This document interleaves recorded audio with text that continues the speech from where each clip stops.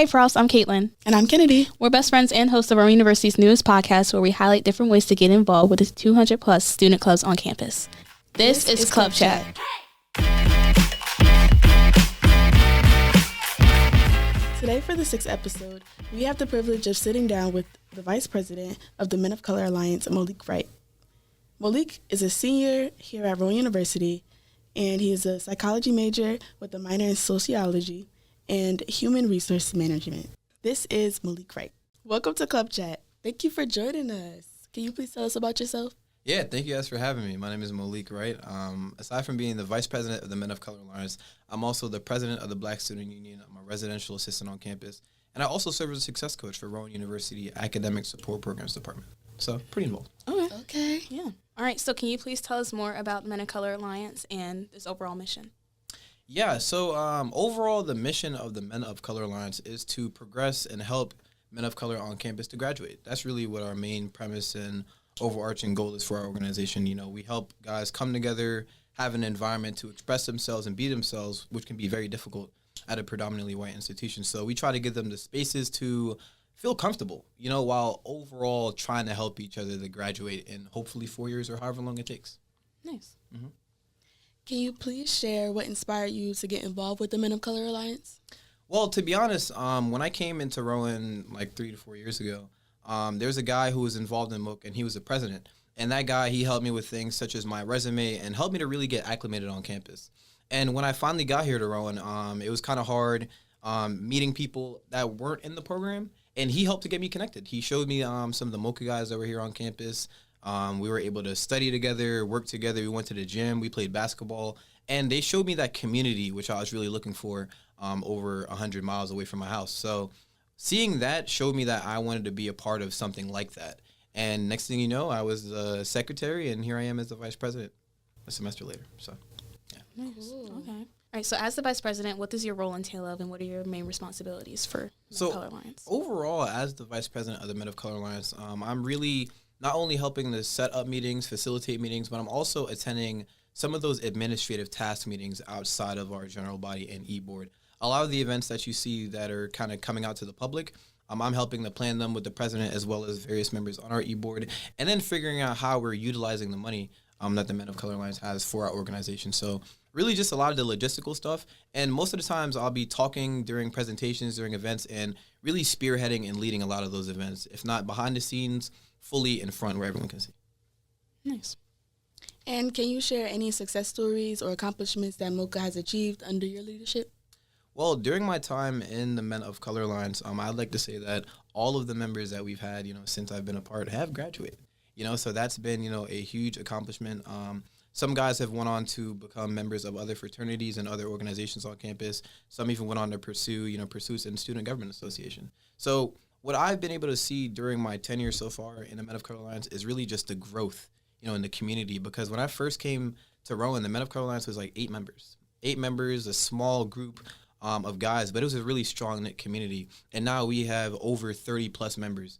And that's something that I really do think that goes to the work that I've done, as well as the president, Jonathan Sutton III, has done as well. So I think just seeing the overall growth and progression in the organization, as well as even the views from the outside, because we've been able to get a lot of recognition and support from outside sources outside of Rowan who've been like, hey, we see the work that you're doing at the university level. Why don't you come and speak, at events we're having and kind of help to mentor some young black men? So I think visibility has been one of the most important pieces that I've seen during my time with MOCA. So, yeah. Nice. Okay, so what is something that you would like students to know that aren't involved in the club? Well, honestly, I'd say that MOCA, again, for men of color, it's open to all of you. It's something that, gives you a unique opportunity to be surrounded by guys with hopefully similar ambitions to graduate college, which I feel like all of us should be here doing. But again, it's going to help you to get, acclimated in that professional etiquette sense as well. Because something that we like to pride ourselves on in MOCA is how seriously we take professionalism. Some people might not know, but a lot of people have to have an interview to actually be a general body member. Mm-hmm. So part of the reason why we do that is because we think that, again, if you're going to be a member of the Men of Color Alliance, it's important to, understand what are you looking for, in MOCA? Like, why are you looking to join the organization?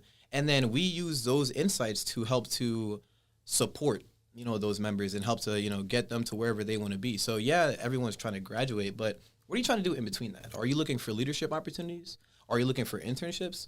Are you looking to maybe just have a community? You know what I mean? And in those interviews, that's kind of the things that, we're kind of seeking out just to figure out how we can support guys.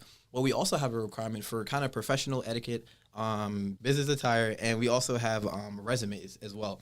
And kind of in doing all of it, we review their resumes. We kind of help them with figuring out what professionalism attire looks like and really just support them in those various different areas. So some people might look at it as a challenge or something difficult, but a lot of the members actually appreciate it because a lot of times they don't know about how to format their resume. Mm-hmm. They don't know what is considered appropriate business attire as well. So kind of doing that and bringing those things together in our interviews helps to translate during their time in undergrad because, again, you're going to different career readiness workshops and you're trying to find a job after you leave here. So if we're honing in on the skills when you first initially think about joining the organization and you have an interview, hopefully that translates, while they're here in college. So, yeah. Nice.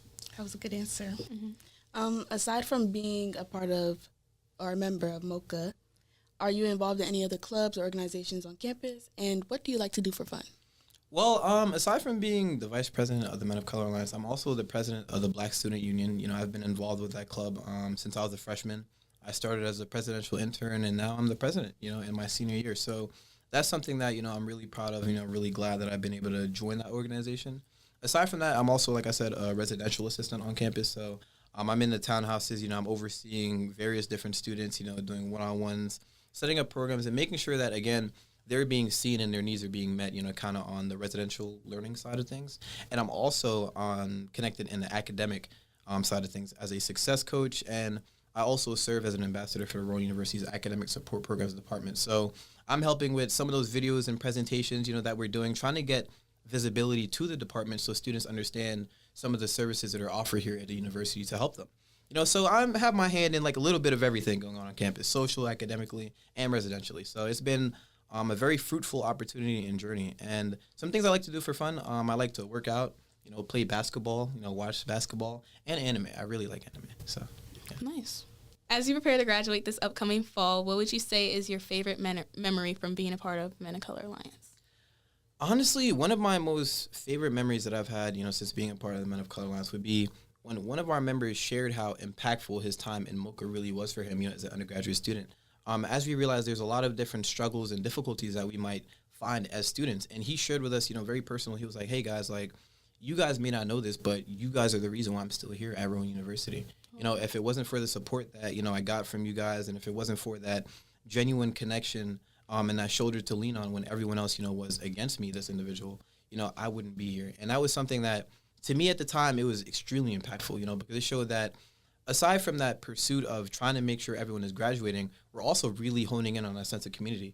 And I think that's something that, again, shows and attests to the work that, we've been doing in MOCA, because from the outside looking in, you might see a bunch of guys, who, have outlandish requirements like, having business, professional attire in a general body meeting. But it goes deeper than that. We're trying to instill values that guys can take out of their time in undergrad and hopefully translate, when they graduate, and hopefully, after, they're done in undergrad, they get to meet other people and hopefully instill some of those same principles and values that they learned in a college club, in their own personal lives. Mm-hmm. So, yeah.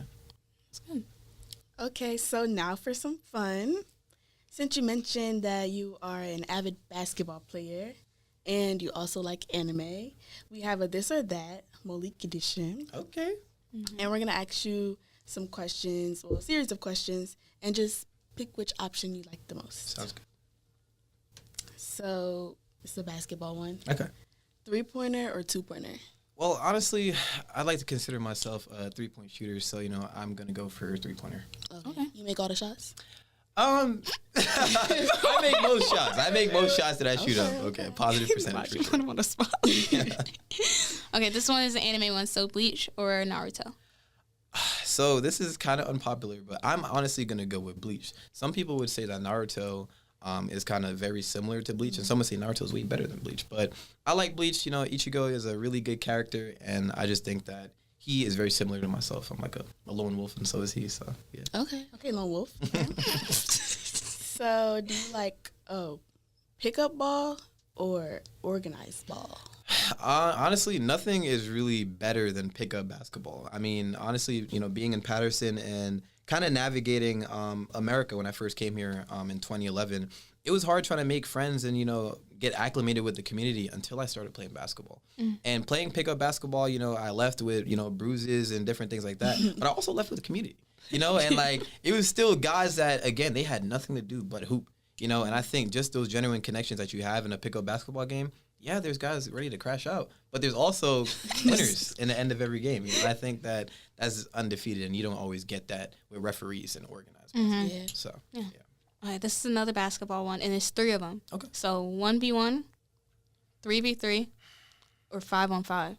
All right, and I'm gonna give you 2. Okay. All right, I'm gonna honestly say 1v1. Because I think it's really important to play someone head to head. Especially when they've been talking crazy, just so you can instill who's really better. Yeah. Now, when it comes to 3v3 versus 5v5, a 5v5 game, you're running up and down that court. It takes a lot of cardio. Now, if it's 3v3, it's half-court basketball. It's a lot easier to, break someone down, and have ISO, basketball.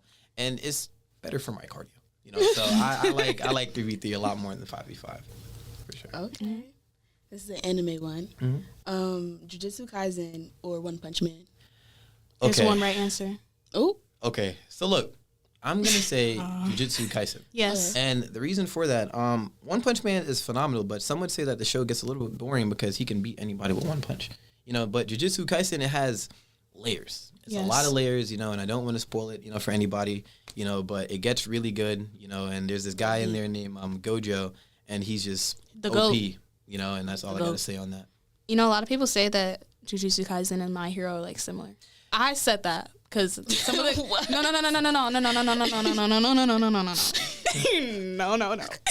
no.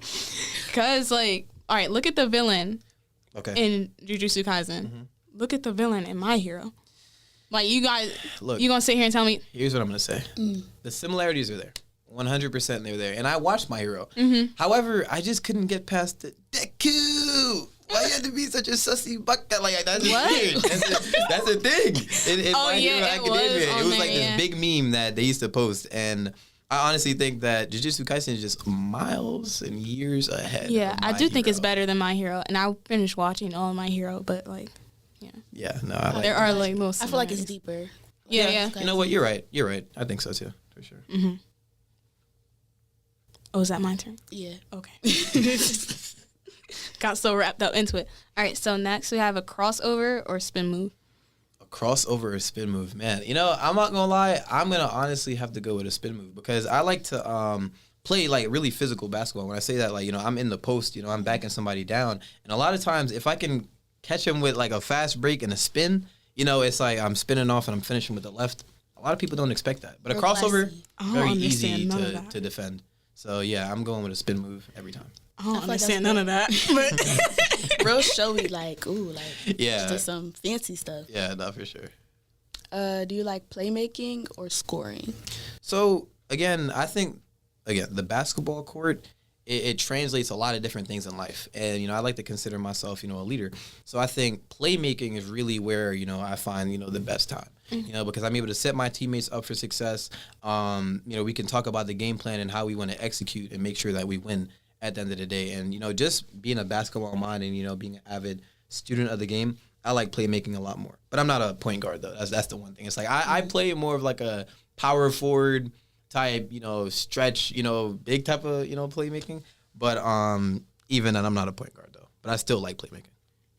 All right, so this is the last one. We have LeBron James or Michael Jordan.